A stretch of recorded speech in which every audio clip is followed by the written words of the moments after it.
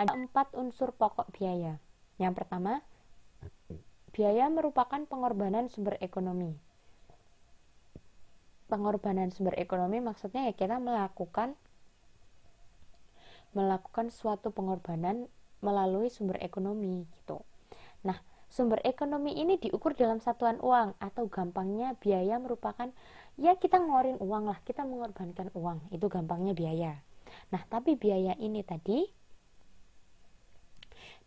tadi bisa bersifat historis atau telah terjadi, dan bisa juga secara potensial akan terjadi. Jadi sebentar lagi saya akan mengeluarkan biaya untuk misalkan gini, kita punya mesin di pabrik gitu kan, yang namanya mesin akan butuh perawatan secara continually. Misalkan 3 bulan sekali harus dilakukan pembenahan mesin gitu, harus dibenarkan mesinnya. Kayak misalkan mobil kan dalam kilometer tertentu harus diganti olinya kayak gitu kan. Nah itu kan kita memang belum melakukan pengeluaran uang, tapi kan kalau memang mencapai kilometer tersebut, misalkan kilometer 5.000, kita kan otomatis harus ganti oli kan. Lah posisinya meskipun sekarang masih 3.000 km ataupun 4.000 km, ketika nanti 5.000 km kita kan harus mengeluarkan. Nah itu juga termasuk biaya gitu. Jadi sebenarnya bukan hanya yang historis juga sih, tapi yang memang udah jelas akan keluar dan dipastikan akan keluar biaya tersebut, itu juga dimaksud dengan biaya kayak gitu. Jadi tidak hanya sifatnya historis atau ya memang sudah keluar tempo lalu gitu, udah keluar kemarin-kemarin, tapi yang memang secara potensial harus dikeluarkan ya itu juga masuk biaya kayak gitu. Kayak misalkan yang mobil tadi, let's say setiap 5.000 setiap peningkatan 5.000 km harus ganti oli gitu.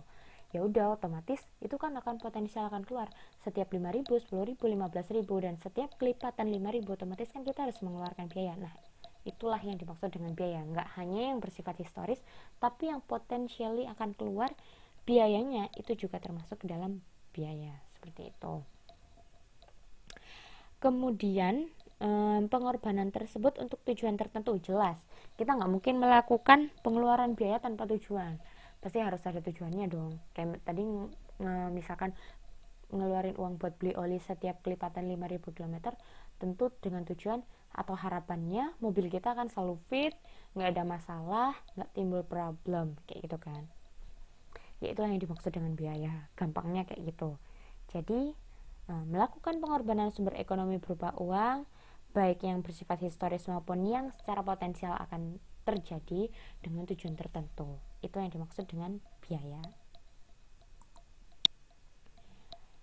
Kemudian poin keempat, struktur organisasi dan proses produksi perusahaan manufaktur. Jadi kalau di perusahaan manufaktur itu sendiri ada 3 cutting point yang harus dipahami. Yang pertama, perusahaan manufaktur mempunyai kegiatan pokok mengolah bahan baku menjadi bahan jadi yang siap untuk dijual.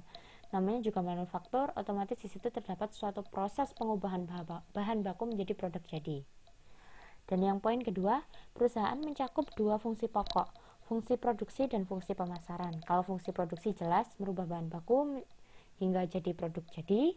Sedangkan fungsi pemasaran, percuma dong kita punya produk tapi nggak bisa masarin, sama aja kan. Jadi di situ dibutuhkan fungsi pemasaran untuk penjualan produk seperti itu. Dan selain fungsi produksi dan fungsi pemasaran, di situ kita juga ada yang namanya fungsi administrasi dan umum. Fungsi administrasi dan umum ini lebih ke fungsi pelayanan, fungsi yang melayani fungsi produksi dan fungsi pemasaran. Jadi dia fungsinya adalah mengkoordinasikan 2 fungsi pokok yang sudah saya sebutkan tadi, fungsi produksi dan fungsi pemasaran, seperti itu. Aduh ini kok ada yang nggak bisa dengar saya, kasihan. Tapi saya juga nggak tahu kayak gimana. Sebenarnya sih kalau misalkan dipencet otomatis bisa seharusnya, tapi juga nggak tahu ini kenapa. Saya rasa kalau memang tetap nggak bisa, mungkin ada problem sama laptopnya, dari mikrofonnya yang nggak bisa dengar mungkin. Nah benar, lewat mic-nya. Oke, saya lanjutkan ya. Bahasan yang kelima, penggolongan biaya. Kalau tadi saya sudah menjelaskan biaya itu apa, nah di sini saya mau menjelaskan bahwa biaya itu harus digolongkan. Seperti itu. Nah, kenapa kok biaya itu harus digolongkan? Itu nanti ada penjelasannya. Tapi yang jelas di sini saya mau menjelaskan tentang penggolongan biaya. Di situ saya kasih quote, differential cost for different purposes. Jadi beda biaya, beda tujuan.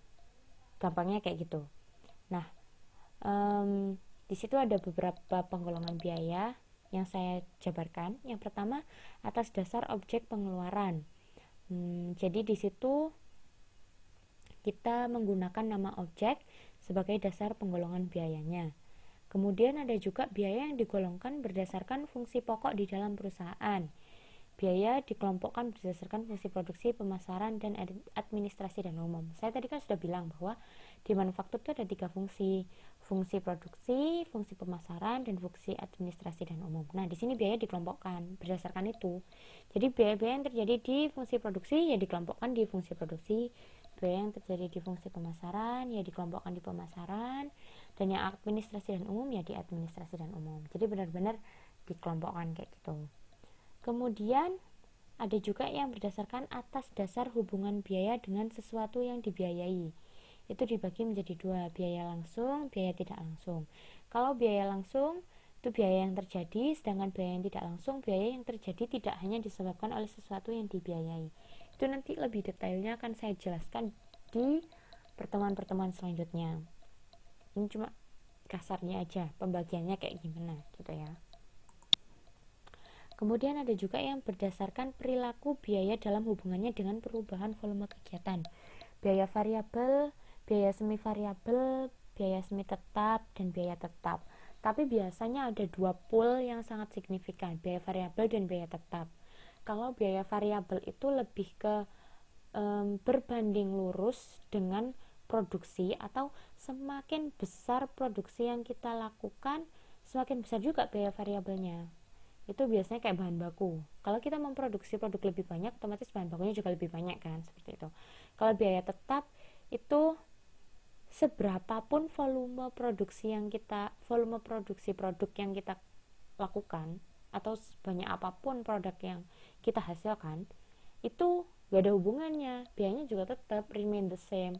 Kayak misalkan biaya gedung, mau kita memproduksi produk 1.000, 100.000, 1 juta, itu nggak ada hubungannya dengan biaya sewa gedung ya gitu, karena sewa gedung ya tetap harganya segitu meskipun produksinya sedikit atau banyak gitu. Terus kemudian ada juga yang berdasarkan jangka waktu manfaatnya. Ada yang pengeluaran modal dan pengeluaran pendapatan. Kalau pengeluaran modal lebih ke manfaatnya lebih dari 1 periode akuntansi, sedangkan pengeluaran pendapatan manfaatnya hanya pada saat pengeluaran tersebut terjadi. Jadi gini, kalau pengeluaran modal itu lebih ke biasanya sekali aja, kayak mesin itu kan modal. Kita kan kalau mau bikin bahan nggak perlu kalau misalkan kita mau bikin produk, misalkan produk A gitu, kalau kita mau buat produk A kan nggak harus setiap kali melakukan proses produksi, kan tidak harus membeli mesin. Jadi kan yang namanya mesin ya cukup sekali beli itu aja kan. Sedangkan kalau yang pengeluaran pendapatan itu lebih ke memang hanya 1 kali proses produksi itu aja terjadinya pengeluaran. Kayak misalkan bahan baku, sekali 1 produksi ya sekali itu juga kita ngeluarin bahan baku. Nanti kalau mau produksi lagi ya harus ngeluarin biaya lagi kayak gitu.